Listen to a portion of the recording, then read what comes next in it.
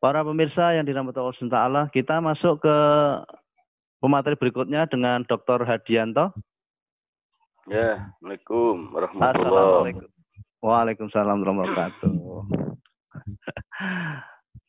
Bagaimana kabarnya? Alhamdulillahirrahmanirrahim.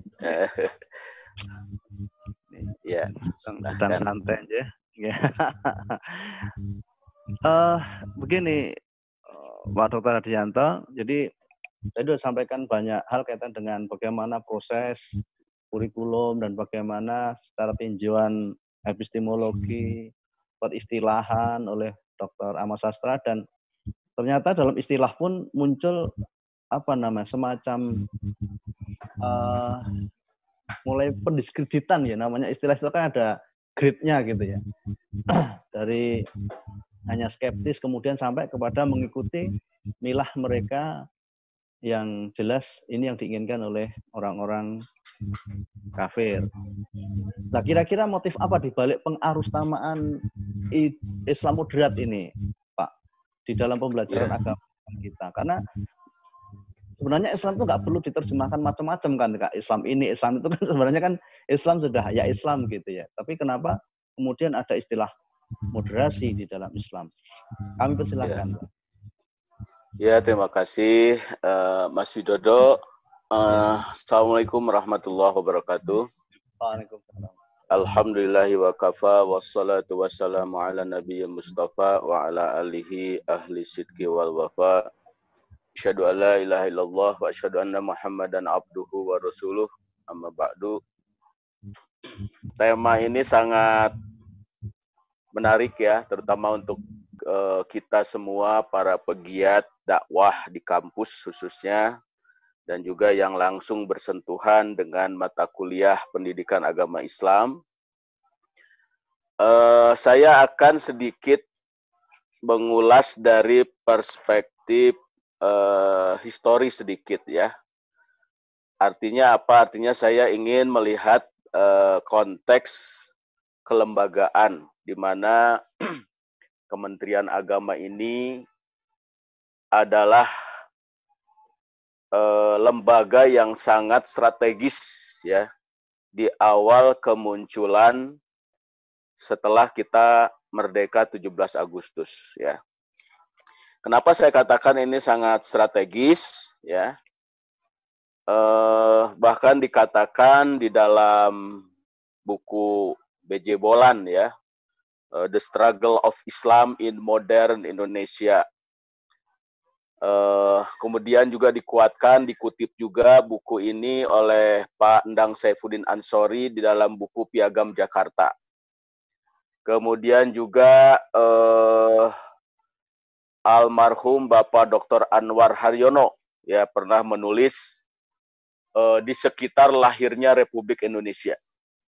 Nah, Kementerian Agama ini adalah hasil dari sebuah kemelut politik ya. Ini saya ingin tegaskan, bahkan Pak Din Samsudin ketika beliau bersilaturahim dengan Menteri Agama baru saat itu Pak Fahru Rozi ya. Pak Fahru Rozi pada tanggal 8 Januari 2020 beliau bersilaturahmi kepada Menteri Agama, dan saat itu salah satu informasi yang diberikan oleh Pak Din Samsudin sebagai Dewan Pertimbangan MUI Pusat kepada Pak Menteri, bahwa jangan lupa katanya bahwa Kementerian Agama ini adalah hasil dari sebuah kompromi politik. Ya, ini. Jadi ini juga kalau tadi beberapa narasumber yang saya hormati ya, Prof. Jarkasi, kemudian tadi yang sudah berbicara Ustadz Ahmad Sastra, yang saya hormati Pak Fahmi Lukman, dan nanti mungkin pembicara-pembicara selanjutnya. Mungkin tidak ada kaitan dengan perspektif politiknya, tetapi ini penting ya. Jadi kalau tadi disebut apakah politik ilmiah, ya ilmiah ya. Nah, jadi hadirin sekalian yang dimuliakan Allah, kompromi politik ini karena apa?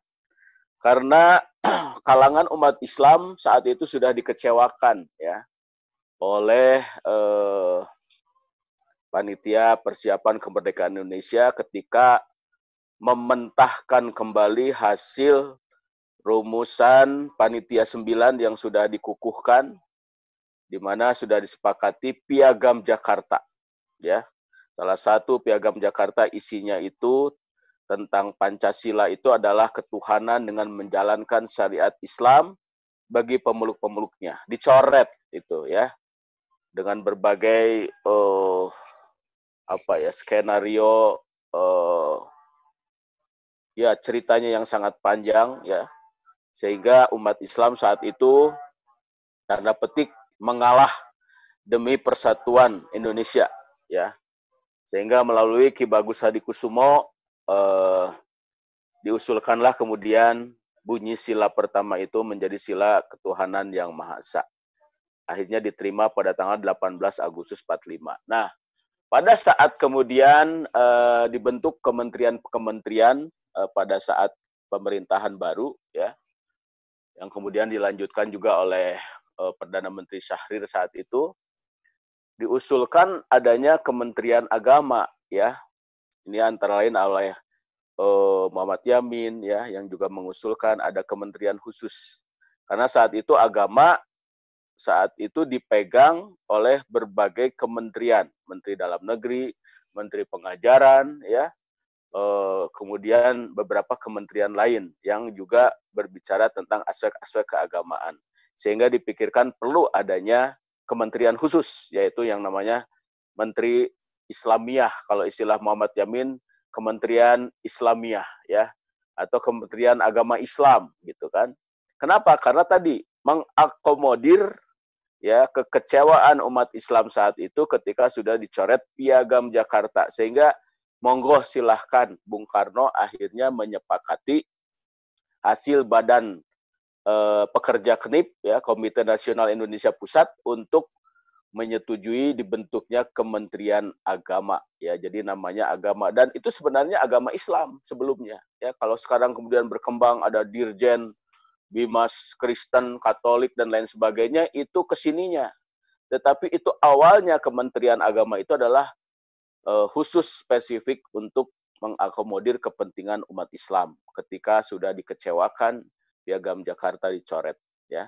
Dan perlu dicatat, Kemelut yang tidak menyetujui, orang-orang yang tidak menyetujui adanya Kementerian Agama sebagai sebuah kompromi saat itu, seperti saya sebutkan di sini, misalnya Latu Harhari ya, Johannes Latu Harhari, yang juga tidak setuju kalau Piagam Jakarta itu diundangkan, mereka akan mengancam Indonesia Timur tidak akan bergabung dengan NKRI. Jadi ancam-mengancam itu sudah dari dulu ya, kalau syariat Islam diterapkan atau diminta hadir di Indonesia, yang ancam-mengancam itu daerah timur ya. Kita juga ingat kemarin ketika undang-undang pornografi ya akan diundangkan, itu dari Bali itu kan yang kemudian menolak. Kalau RUU ini diundangkan sesuai dengan apa adanya, kami Bali akan keluar dari NKRI. Kalau umat Islam toleransinya sangat tinggi ya, diancam-ancam ya monggo begitu ya, mengalah gitu ya. Kalau orang lain yang minoritas itu berani gitu ya. Kita ini toleransinya sangat tinggi, dan karena itu oleh Ratu Alamsyah Prawira Negara ya, Menteri Agama di awal-awal Orde Baru, itu menyatakan pengorbanan umat Islam itu luar biasa, diakui oleh beliau. Salah satunya adalah bisa untuk menerima Pancasila atau UUD 45 dengan menghapus 7 kata dalam Piagam Jakarta. Itu kata Ratu Alamsyah Prawira Negara, itu pengorbanan umat Islam yang sangat luar biasa ya. Nah, jadi ada juga Iwa Kusuma Sumantri, tokoh nasionalis Jawa Barat, itu menolak Kementerian Agama. Ada Ki Hajar Dewantara ya, jangan lupa ini sejarahnya seperti itu ya. Itu juga menolak adanya Kementerian Agama. Bahkan agama itu diurus saja, kata Ki Hajar Dewantara, urusannya Menteri Dalam Negeri.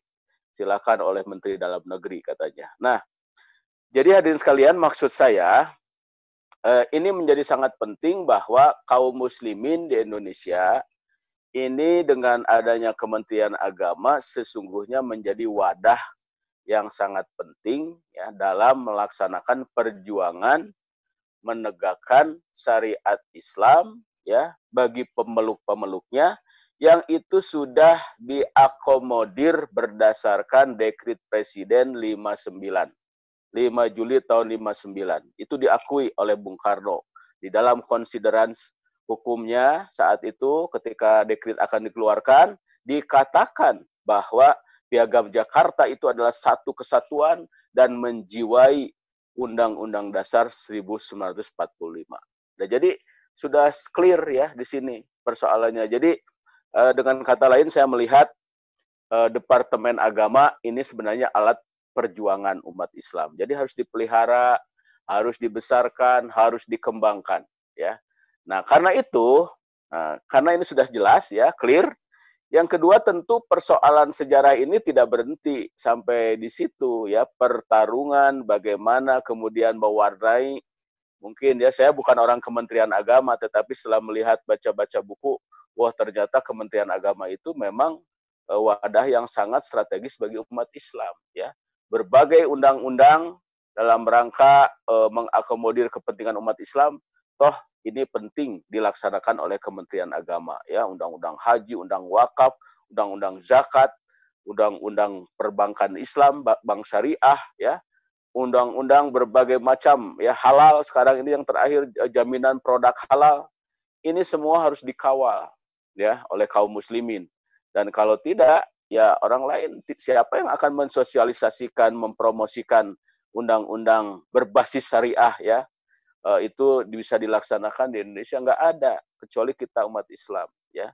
Nah, jadi karena itu saya melihat persoalan ini tadi ya, yang apakah ini ada proses apa di balik ini, kembali kalau saya lihat ya mungkin rezim penguasa dari waktu ke waktu ini memang memainkan peranan penting bagaimana kehidupan umat Islam di Indonesia, terutama dalam kerangka pendidikan Islam di Indonesia. Kita sudah tahu zaman Orde Baru seperti itu ya, misalnya zaman dulu ada Daud Yusuf, beliau namanya dua nabi ya, tetapi kebijakannya luar biasa, kita tahu sendiri ya, sekularisasi yang dilakukan oleh beliau luar biasa ya. Nah, itu terus diikuti juga oleh menteri-menteri yang lain ya, termasuk Menteri Agama ya, di zaman Pak Munawir Sajali ya, itu fluktuasi juga. Nah, yang sangat luar biasa saya catat itu pada saat Pak Dr. Tarmizi Taher ya. Ini penting saya sampaikan karena melalui beliau beberapa produk dalam rangka pengajaran agama Islam ya, seperti Islam untuk disiplin ilmu, itu penting sekali, luar biasa. Saya sangat luar biasa ya mengapresiasi buku-buku ini.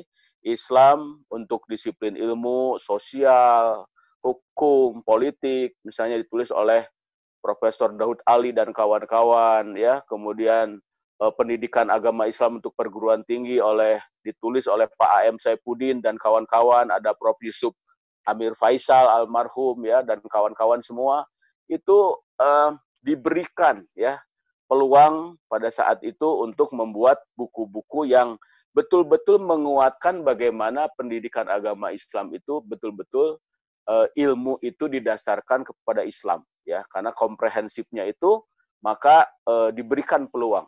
Nah, jadi kalau menurut saya kalau sekarang terjadi beberapa hal yang tadi dikaitkan apa itu ada upaya-upaya merubah ya terminologi, definisi dan lain sebagainya, dalam pandangan saya ini sebuah kemunduran yang sangat luar biasa ya.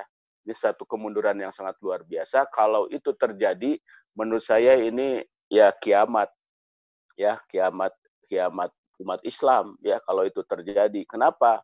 Karena tadi yang saya katakan ya, perjuangan kaum muslimin lewat Kementerian Agama ini tidak bisa disia-siakan. Ini yang harus kita pelihara bersama, kita jaga bersama ya. Dan tadi makanya semangat kita hari ini diskusi ini untuk memberikan masukan ya, kasih sayang kita kepada mereka. Jadi jangan sampai kemudian Kementerian Agama ini dimasuki oleh ya kelompok-kelompok yang memang mungkin sudah punya agenda, seperti zaman awal kemerdekaan ada yang tidak setuju Kementerian Agama, kemudian diteruskan oleh penerus-penerusnya. Ya, kita tahu dulu di zaman awal Orde Baru, Cak Nur pernah menyatakan Islam yes, Partai Islam no. Nah ini cikal bakal ya sekularisme gitu ya. Dan itu terus kan digulirkan sampai dengan ini sekarang ini. Jadi saya kira ini mohon maaf ya produk-produk yang kemudian nanti dilahirkan oleh Kementerian Agama, apakah itu modul, apa itu materi pengajaran, ini juga harus dilihat siapa narasumbernya, penulisnya. Ya, jangan-jangan tadi yang disampaikan oleh para narasumber sebelumnya, ya, mereka dari kalangan-kalangan yang liberal, ya, yang sangat menghendaki ya Islam ini dilegitimasi, ya, sehingga tidak punya kemudian kekuatan hukum, ya. Nah, padahal menurut saya justru proses penghancuran pemahaman Islam itu yang dilakukan oleh kelompok-kelompok yang tadi saya sebutkan, ya. Kalau kita boleh menyatakan sebenarnya prinsip kita apapun pengajaran Islam ini, pendidikan agama Islam, dasarnya adalah Al-Quran dan Sunnah. Kalau itu sudah menjadi dasar, maka itu menjadi sesuatu yang sangat prinsip, ya. Makanya tadi kalau dikaitkan apakah ini kalau kita berpegang kepada Quran dan hadis menjadi kelompok fundamentalis, ya memang demikian, ya terima saja. Karena memang fundamental itu kan berarti merujuk kepada yang dasar. Bagi kita rujukan dasar itu Al-Quran dan Sunnah, ya. Sama ketika sekarang kita mempertahankan supaya RUU HIP ini tidak dibahas, bahkan ditolak gitu ya, haluan ideologi Pancasila, karena ada yang berupaya ya membuat Pancasila kabur gitu. Nah, sebenarnya kita sedang mempertahankan kesohihan Pancasila gitu ya. Jadi jangan sampai Pancasila ini yang sifatnya fundamental itu ya kemudian dibuat tidak jelas. Jadi kalau kita berpegang kepada Pancasila supaya di tracknya itu kita juga fundamental. Jadi fundamentalis itu bisa dialamatkan kepada apapun yang memang menjaga prinsip-prinsip pemikiran, ya, ideologi dan lain sebagainya. Jadi tentu tidak spesifik dialamatkan kepada sebut saja umat Islam saja, apalagi Islam tadi ya disebut sebagai ajaran radikal dan lain sebagainya, moderat dan lain sebagainya. Islam itu ya Islam saja gitu ya. Kemudian mereka memaknai seperti itu yang boleh diskusi, boleh kita berdebat gitu ya. Tetapi kalau Islam disusupi dengan istilah-istilah lain, nah itu yang menurut saya virus yang berbahaya ketika dipompakkan kepada umat Islam supaya menerima istilah-istilah itu, padahal Islam yang diturunkan oleh Allah itu tidak pernah mengenal identitas-identitas lain melainkan apa yang disampaikan oleh Nabi Shallallahu Alaihi Wasallam. Jadi saya boleh menyimpulkan kalau dengan pertanyaan apa dibalik, nah kalau bahasanya apa dibalik, berarti saya lihat ada benang hijau ya atau benang merah gitu ya dengan kondisi saat ini ya yang ingin menghancurkan konsep ketuhanan yang Maha Esa. Saya melihatnya ke sana ya. Jadi upaya-upaya untuk orang bersemangat beragama ya, kemudian apalagi sekarang sudah masuk ke upaya-upaya penghancuran Pancasila dengan mendilet ya nantinya itu ketuhanan yang Maha Esa, itu jelas adalah agenda-agenda kelompok anti Tuhan ya. Saya mungkin lebih ke sana. Ya, karena itu sipilis tadi sudah disebutkan sebagai haram yang difatwakan oleh MUI, termasuk juga komunisme ya, itu juga sudah difatwakan haram ya bagi kaum muslimin. Bahkan keputusan Majelis Ulama di Palembang sebelum ada MUI, orang-orang yang berhaluan komunis ini kalau dia mati ya itu tidak wajib disolatkan, ya haram hukumnya kalau kita menyolatkan orang-orang yang berhaluan komunis walaupun dia suka pergi ke masjid ya dan lain sebagainya, tapi dia jelas-jelas pembela komunisme, maka haram hukumnya, ulama sepakat untuk tidak mensolatkannya gitu ya. Nah, jadi saya kira ini agenda yang saya kira perlu terus kita waspadai. Jangan sampai agama secara umum di Indonesia, khususnya umat Islam yang mayoritas ini, ya dengan berbagai cara mereka dihancurkan, termasuk lewat proses-proses seperti ini, penataan kurikulum kah atau apakah, ini tentu kita harus menjaga bersama-sama kemurnian akidah umat Islam, peserta didik kita jangan sampai dinodai oleh virus-virus anti-Islam. Saya kira itu mungkin yang bisa disampaikan. Mohon maaf apabila ada kekurangannya. Assalamualaikum warahmatullahi wabarakatuh. Waalaikumsalam warahmatullahi wabarakatuh.